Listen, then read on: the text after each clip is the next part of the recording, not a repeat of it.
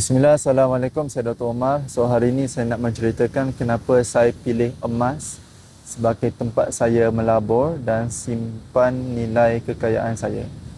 So emas ni pada zaman Nabi Muhammad SAW, dia satu dinar emas boleh beli seekor kambing.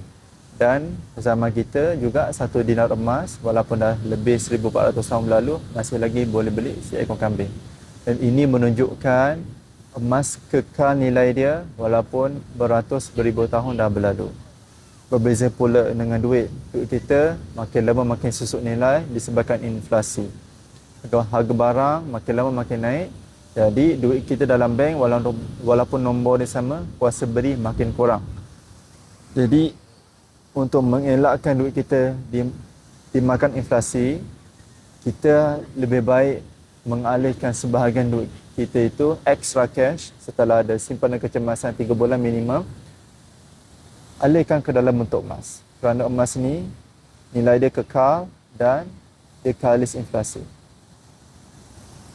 Pada tahun 2000 harga emas RM30 1 gram, tahun 2025 harga emas hampir cecah RM600. Jadi dalam jangka masa 25 tahun harga emas naik hampir 20 kali ganda. Bagi sesiapa yang nak mulakan simpanan emas, boleh DM saya Dr. Omar, follow me for more. Assalamualaikum.